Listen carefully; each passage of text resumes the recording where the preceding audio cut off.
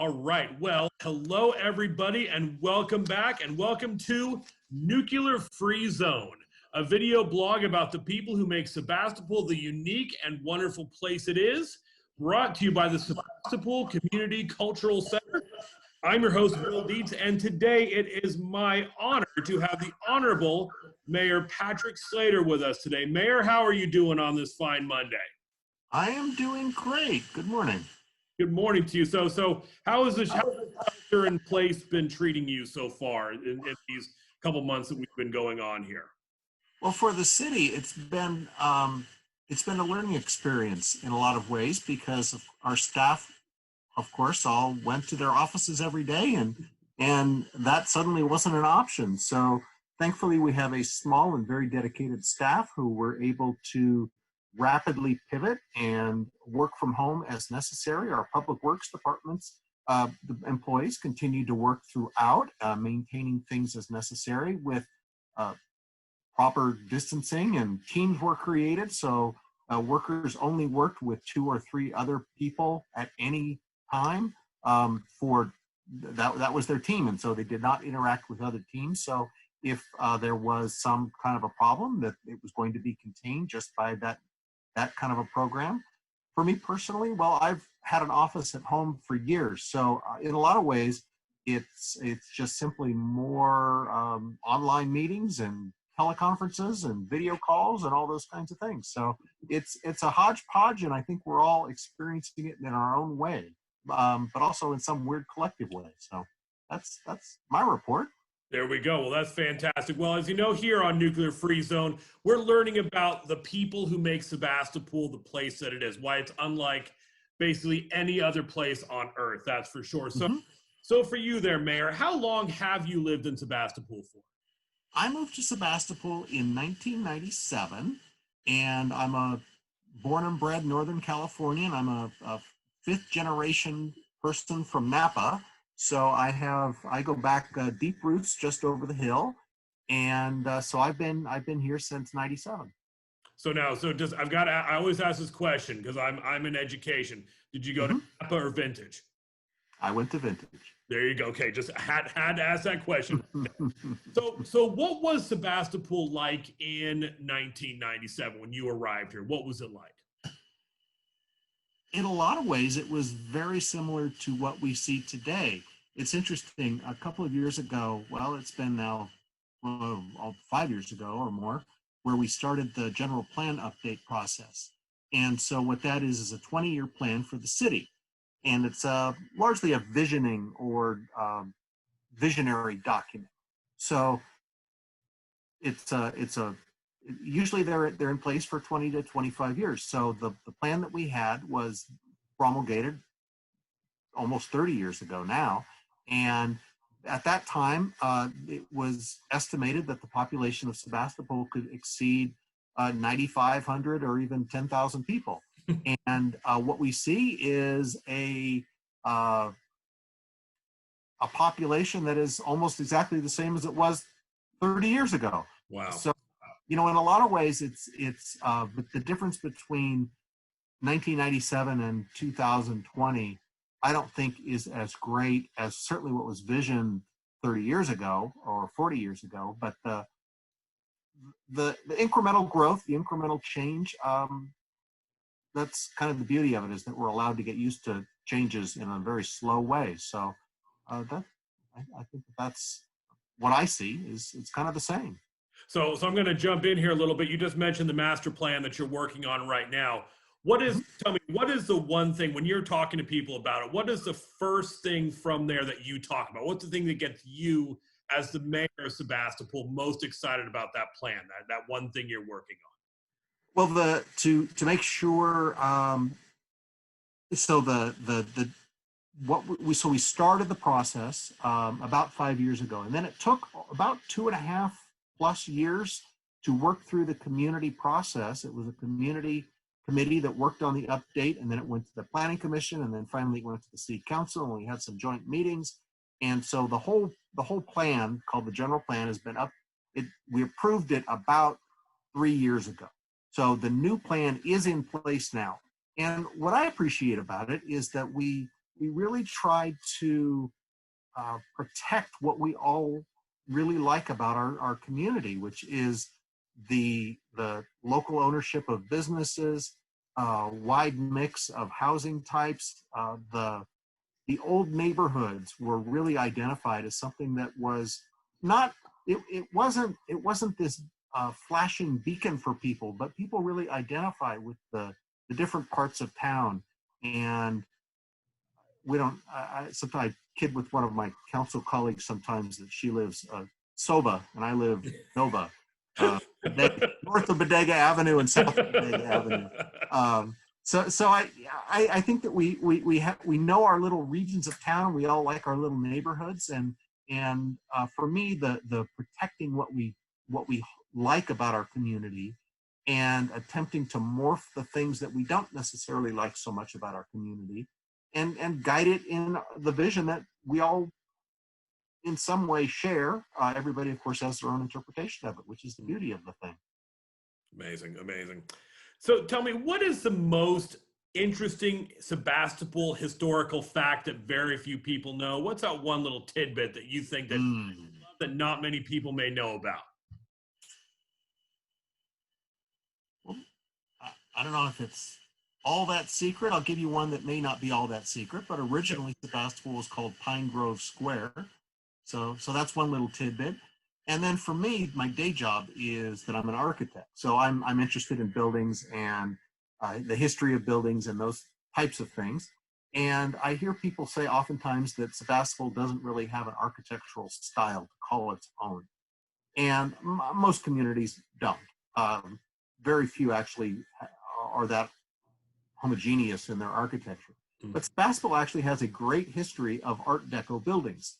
If you think of the original City Hall that is behind the mid-century remodel that we see there with the brick, but behind that is a beautiful old Art Deco building. Kitty corner from City Hall, that little single-story office building is Art Deco. There's the building down on Petaluma Avenue that houses, I believe it is, medical professionals and therapists.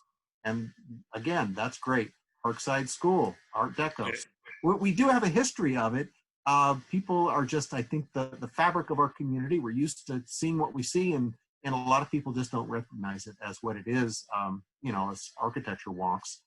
We look at it and go, oh, look at that. That's a great example. And to somebody else, oh, it's just Parkside School. What a great old building. So I think that's probably something that isn't as understood as it might be. Love it, love it. I completely agree about Parkside. Again, I've been in education for 20 years, and I always love driving by the look of that school. Even the lettering that's used on the outside, it just harkens back to an old time and fits Sebastopol so well in so many ways right there. Yeah, and Annalee High School, that great old building. Yep. Oh, again, just amazing. Exactly. Yep. How would you describe Sebastopol to a person who had never stepped foot in our town?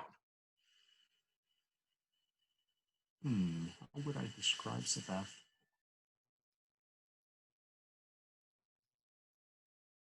Well, it goes from the ethereal of values, and it's very difficult to describe what Sebastopol values are, but I think that a great number of us share a lot of values, which are empathy and generosity and just a kind of a wholesomeness of our spirit. And then it gets, if I'm trying to describe it practically to somebody, I will say that they may have a difficult time navigating our one-way streets and our non-linear grid. So we're unique in many, many ways, and that I think is exemplary of who we are. And that nonlinear grid thing, as someone who, for myself, lived in, I won't say the name, but a friendly city nearby. Oh yes. Coming here still 2 years later, I'm still sometimes challenged as I think I'm going the right direction, and I wait. No, I'm completely. This will not take me where I think I want to get to right there. So yeah, I think anybody who's lived here and tried to, well, certainly before we were all walking around with GPS units in our pockets, try to describe how to find people's homes. family members. I mean, I still get kidded about it by a family member about how turned around they got. So, yeah. If you could jump into a time machine and travel forward 50 years to Sebastopol's future, what do you think you would find 50 years from now? Well, I think, well, for me, what I would hope to find would be a Sebastopol that is still with the same value uh, mechanism. We all would still care about each other. We would all still look out for each other. We would all still be very generous. And I think from a physical standpoint, what I would hope to see is greater density in our downtown and in the neighborhoods that are already built up. We have a infrastructure system that is in place, and if we can avoid needing to push beyond our boundaries and build subdivisions in what are now the orchards and the rural areas that ring our community, I think that would be a success. We have, everybody knows, a tremendous housing problem in the state, and greater densities with smaller houses, smaller units, apartments that could be great for first-time homeowners. They could be great for folks who have lived in large houses, had families, and now they're looking to downsize. So I think that there are opportunities and pieces of land that could be put to a much higher and greater use than what we're using them for now. There's a program, the Sebastopol Walks program, that's been running now for more than a decade, and it's a monthly walk with a given topic. And so I've led a walk for several years, and a couple of years I did one that was called Walking on Water, and that's where we toured the city's wells and water delivery equipment. And then for the last couple of years, I did one that was called Opportunity Knocks, and I did part 1 and then part 2. And they were walks that are curated and guided, and we would stop and talk about specific pieces of land. And it was great to be able to stand there and talk with 20 or 25 residents about, oh, well, what could this be? And in a lot of ways, it was a great visioning exercise. So I think we have a lot of opportunities, and we just need to be able to recognize it.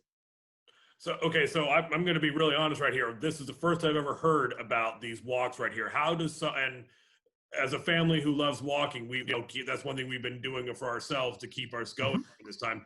How do we learn more about these walks? I'd love to know more. Well, so the program itself it's a monthly walk. It's the last Saturday of every month, and there is a small and very dedicated crew of volunteers who lightly organize them. It's sort of self-supporting. They need to get their leaders in place for each month and a theme, and then there's a little bit of publicity that goes on. And so it's show up at the plaza, our downtown plaza. I think it's 9 o'clock on. I think it's 9 o'clock. Check cityofsebastopol.org. It's called Sebastopol Walks, and some of them are. There's one that is a walk to Forestville and ride the bus home. There's one that is out in the Laguna Preserve. There are, a couple of years ago, one of my council colleagues did one that was. I'm not sure how much walking there was because there was a lot more eating that went on. It was visiting restaurants, and so it was all set up. There was one that was called Behind the Stage or Behind the Curtain, and it was a tour of Main Stage West and theater, and I believe Annalee Theater Complex. So the variety of topics is great and wide, and with the COVID-19 emergency, a lot of that has gone to virtual. So I know that the organizers have started to do semi-guided virtual walks, and I'm not sure where all that stands as far as the quantity of those. And then there's also a book written called Sebastopol Walks, and that should be available through Copperfield's website. And there's all kinds of guided, self-guided maps and routes that are out there. So there's a lot of resources. There we go. Well, like I said, as someone who still considers himself very new to Sebastopol, That's exactly the kind of information I love to hear. Thank you so much. I love that right there. Now, that kind of takes our next segment, the next part of our segment here, where we talk about the best of. And one of those questions is, where's the best place to take a walk? So I'll let you segue right into that. Where do you think is the best place to take a walk in Sebastopol? Well, it depends what you want to see. If you want to see nature, there's the Laguna Preserve. There is the new trail just outside of the city limit that goes from Highway 12 to Occidental Road, and there's parking lots on each end. And if you want to tour around town, you can stroll and leisurely mosey down Florence Avenue and see some of the sculptures. Mm-hmm. You can do something a bit more aerobic and head to the south end of town and go up and down some hills. You can go out to Regal Park and walk around the outback. It really just, what flavor of the day do you want? Love it. Love it. Where's the best place to eat in Sebastopol?